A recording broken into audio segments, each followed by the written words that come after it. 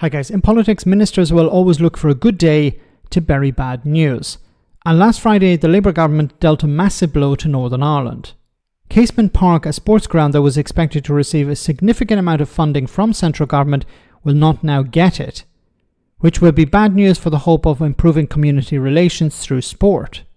However, this sends another message to Unionists. Just how much does Westminster truly care about Northern Ireland? DUP politicians, of course, were trying to spin it in a positive way, but it shows that if austerity is happening in England, Northern Ireland will face an even more difficult time of it. Have a listen. Well, I suppose, firstly, there has always been a legacy commitment here among the Stormont parties for a rebuild of Casement Park in line with all of the other sporting stadiums, Windsor Park, Ravenhill, now Kingspan Stadium. So in that sense, the commitment has always been there. But the Labour government's announcement late on Friday, I suppose, probably brings clarity now to allow the respective organisations, namely the GAA and others, to examine what will be their contribution going forward. I want to make it very clear, I'm not against the rebuilding of Casement Park, but we have to be very realistic as to the challenges facing people in today's world. I mean, we had an announcement last week which seen pensioners' fuel being cut. We have other difficult decisions when it comes to special educational needs and the funding of childcare and other public sectors within Northern Ireland, namely the health service. So it's about prioritisation now, and whilst we can and will stay committed to the original funding agreement, it's about being equitable across all sports who continue to face those challenges. Granted, but if you look at the past Conservative government and now obviously Labour government, we were just waiting to hear from the British government how much money they were going to pledge, and they never said, whether it be months ago, that they weren't going to pledge any money. So is this bad faith, just in terms of now finally we know that they won't be giving any money towards it?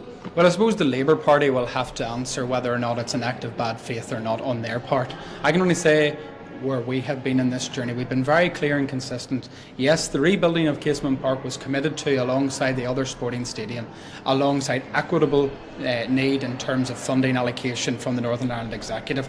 That position hasn't changed. It would be unfair of us to do so. So now is the case where we are today, that, remember, this Casement Park saga has been dogged with challenges, whether that's been planning challenges from local residents that had concerns regarding the size and scale of the stadium, and indeed other issues. But what is important, and I know there seems to have been what looks like a missed opportunity in relation to bringing the Euros tournament to Northern Ireland, and that is regrettable. But what I would say is that first and foremost, the legacy from the Euros has to be for the sporting code in which it belongs to. Where is the legacy for football? And that is something now that I think the IFA and indeed the Communities Minister needs to turn their minds to. Okay, so what he's trying to do here is suggest, look, forget about the GAA, the Gaelic Football Association. Stop talking about them. We need to focus more on football, on soccer, because that's what Unionists care about, not the GAA and not Casement Park. And notice that he wanted to redirect criticism towards the Labour Party and not the British government.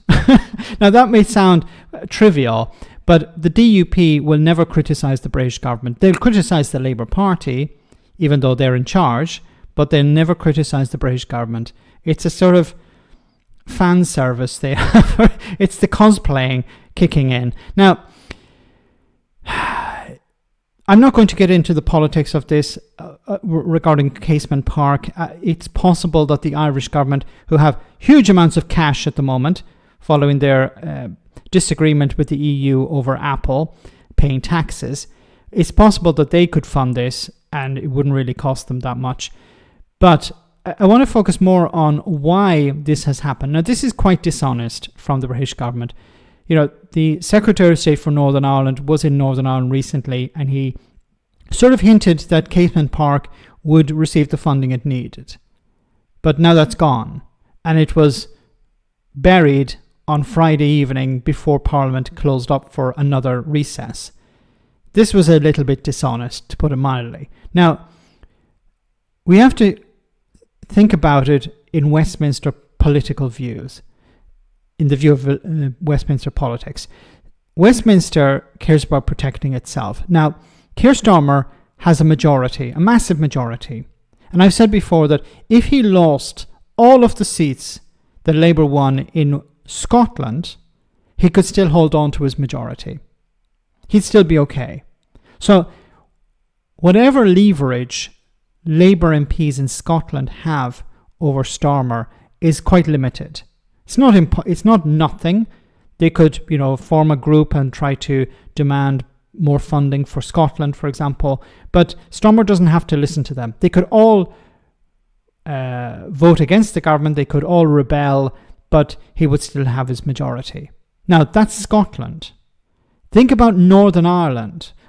There are 0 Labour MPs in Northern Ireland.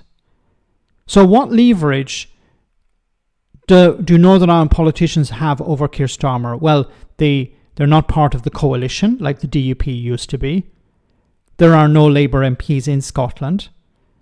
There's a sister party, the SDLP, but it's tiny, and Starmer doesn't have to listen to them. So what have they left? I'm hopefully not terrorism, but generally there's nothing left. So the government in Northern Ireland, the executive, has 0 or almost 0 leverage over Keir Starmer and the British government. So if Keir Starmer and the British government say, look, we're not sending any more money to Northern Ireland, they're not going to send any money to Northern Ireland. This is very damaging for the union. This guy here is a unionist. How is he going to defend that? How is he going to spin that? See, the problem also is when it comes to leverage, who is Keir Starmer going to listen to? Is he going to listen to politicians in Northern Ireland who are not part of his party? Or is he going to listen to MPs from his party in England? Because if they go down the road of austerity and start cutting public services, he's going to receive a lot of pressure, the Prime Minister, from members of his own party and members of his own party in Parliament. They're going to say, look, this area is deprived. We need money. Is he going to listen to them in England, or is he going to listen to politicians from another party in Northern Ireland? Keep saying this. The Conservative and Unionist Party never gave a damn about Northern Ireland. Unionist was part of their logo, was part of their motto. It meant nothing. I've said before, when it came to Brexit or protecting the union, Brexit won on every occasion. And when it comes to Labour, we've already seen. They said that they're not going to provide any extra funding for Casement Park, even though the Secretary of State for Northern Ireland said that he supported Casement Park. But he probably can't justify the extra funding, which is a little bit dishonest because he should have been honest from the beginning. But as we keep coming back to this point, Northern Ireland is an appendix of the United Kingdom. Northern Ireland will be forgotten. Northern Ireland is not important.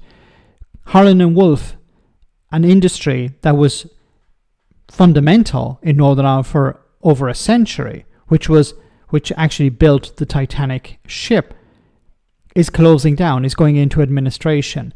And the news of this in Great Britain was extremely muted.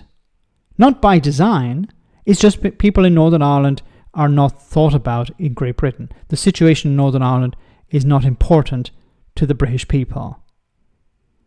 But the DUP and Unionists don't seem to understand this. Let me know in the comment section, guys, what you think. As always, your comments are greatly appreciated. Thanks a lot.